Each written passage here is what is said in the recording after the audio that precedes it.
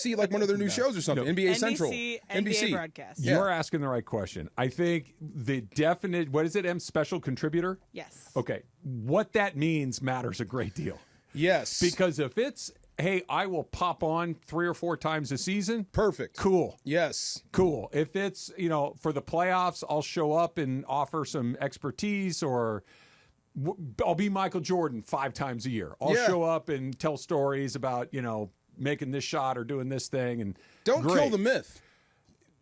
Michael Jordan has been exactly what you said. He's a legend. He's a legend, and part of the reason that the legend is as great as it is we don't hear from him very often. I don't want to know anything about what he has to say about anything. I want to keep him here. I couldn't agree with you more. I know. It's crazy, but I think he kind of has to now. No, but here's the thing. And if okay, let's do this 2 different ways. If he shows up and is deeply, like remember Kobe when he would show up on the TNT set occasionally? Yeah. He was awesome at it. He was awesome at it. Like, he was so good. You're like, oh my God, more, please, more. And Kobe didn't have interest in that. He wanted to go do other things, but he left you wanting more. Then we've seen other guys, and I use this as an example because it's the one that just jumps into my mind right away. When Joe Montana was done playing football, he went to the booth, or the studio, I should say, for NBC's football coverage. He was terrible at it. Now, Joe Montana has a personality. Joe Montana has stories. He's pretty funny. He was bad on TV. And he was stiff and awkward and all these things. If you get that version of Jordan, it's just, no, man. I don't want to risk it. I don't want to have Michael Jordan just there to be there. Right. But it is Jordan. So, I mean, I'd be interested to see what it looks like and what he's going to say. And maybe, who knows, maybe he'll surprise us and be great. Maybe he'll be like a better version of Charles Barkley. Or maybe he'll give betting advice. He could. I mean, you never know. I mean, but think about it, right? Who is the top ex-player turned talking head right now? Right now? Charles Barkley would be at the top, right? Because he's Barkley's Uncle Charles. Good. Kenny Smith. But like the guys that do the games, he's not going to be doing games. He's not doing games. So we're not going to talk about in the studio shows, right? Yeah, it's Charles and Kenny. So what if he gives you a better version of Charles? He won't. Charles is fun because he gives his insight. He's not funny like Charles. But Charles never won a championship. That's the knock. You can come. But this is Jordan. Yeah, but if it's just, I won 6 titles, okay, that's bad TV. It could be. You know what I mean? Like, the reason Charles being great at TV has nothing to do with the fact that he didn't win a title. Charles is funny. Maybe we're selling Jordan short if you allow him to be who he really is and not the image. Okay. But that's what I'm scared of. If he really gives you the real Jordan, it may turn some people off. Well, that's okay. Perfect.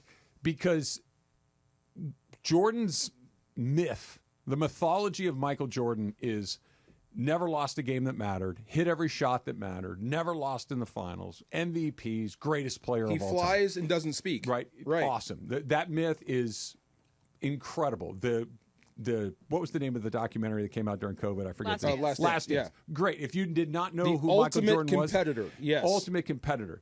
But the other thing that kind of came out in The Last Dance, and this was the undercurrent of people that played with him and people that certainly played against him, he was ruthless, man. Big time. Like just ruthless to the point of being cruel and mean and a bully.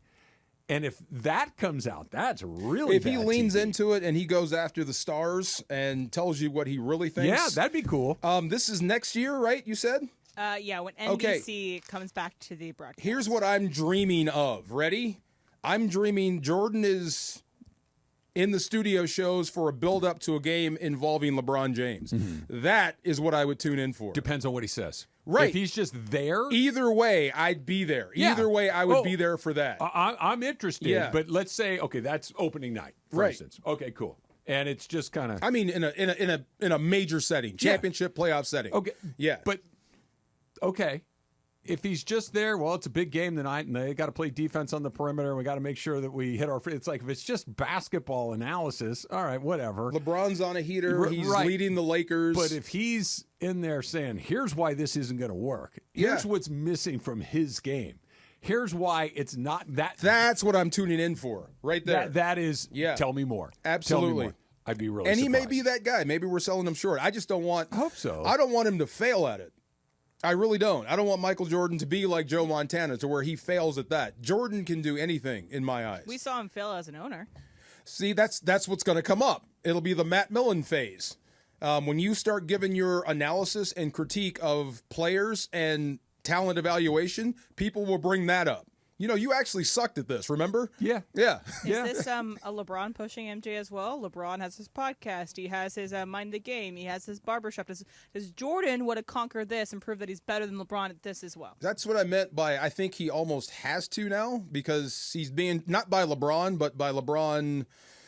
what do you call those people? Stands. LeBron stands because there's so much anti-Jordan sentiment. There's just as much anti-LeBron. But it makes no sense to me. It really doesn't. As a person who lived through the Jordan era, when you say like he is better than, wait a minute, you weren't there. You don't get it. But he's almost has to come out and start speaking. I disagree with that. I think if you care about that. The question that you ask, Emily, I think is really interesting. And your response, I think, is really interesting.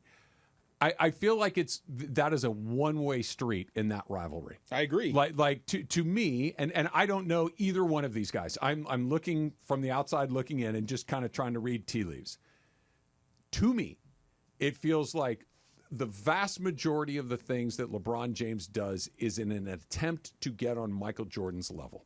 True. Whether it's remaking Space Jam, whether it's the all-time score, like he's trying to check all these boxes. It's a great Mount Everest, yeah. Right, it is a great Mount Everest. Yeah. Jordan's just kind of sitting there going, "I don't need to, bro." And I would stay there if I'm him. And I think so too. And that's why I don't think because you'd never beat it. That he's not. He can only back up.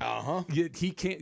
I'm at the top, and I can only come down the hill. You got to come get me. Okay. So yeah. With this, I do think The Last Dance had to do with LeBron. He put out The Last Dance in 2020, the year that LeBron won a championship, could have won the championship. He felt as if kids my age, I never saw Jordan play basketball. Yeah. He needed to remind kids that of the greatness he is by doing his own documentary as a puff piece about himself, that basically an autobiography about himself to remind us who he is. So I do think that was LeBron coded. I think that was. Yeah. People only think of Michael Jordan as a failed owner of the Hornets in my era of watching basketball. Have you ever heard of the rapper Melly Mel? No. Okay, Melly Mel came up in the 70s. This is before rap exploded. So, and he's about as old as we are, maybe even older. And he got into a war of words with Eminem. This is recently. Okay. Recently. So he put out a diss record. He Eminem thought or the other guy? Melly Mel. Okay. To Eminem. He thought it was great. The rest of us were like, oh my God, like, bro, this is from the 70s. Yeah. This is not even close to this era of rap. It was so bad, Eminem didn't respond. That's what I'm worried about with Michael Jordan. Yeah. That if you do this and you try to enter that arena, the young guy space, and it doesn't work out.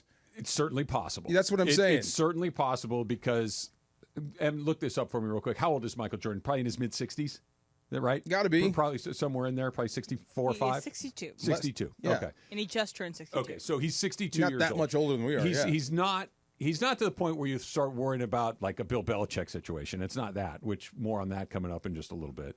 Oh, no. It's more of a, I'm just kind of out of touch with how to do this and how to make it go. I just don't This quite is a bad know idea. And so Jordans are still selling. Stop. That's the risk that he has. But I'm going to go to the other side real quick.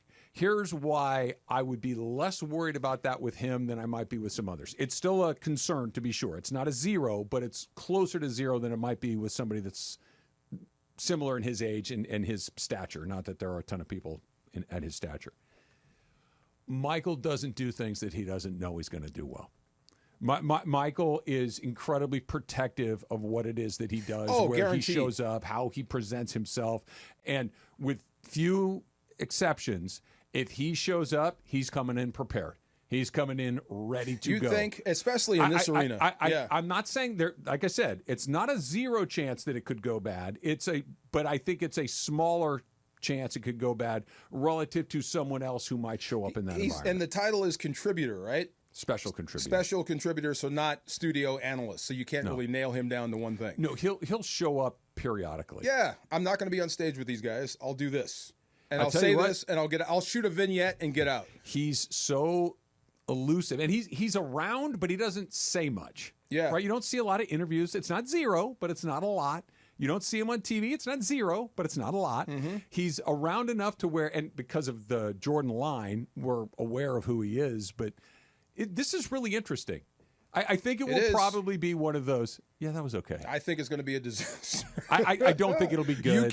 You could kill the entire Jordan coolness. If the two choices are home run or embarrassment, I'd bet on embarrassment before home run, but I don't think it's going to be either one. Either way, it's a home run for NBC. Oh yeah. Oh yeah. Oh yeah. I don't know if it's going to be good for Nike, for Jordan and the Jordan brand, but for NBC.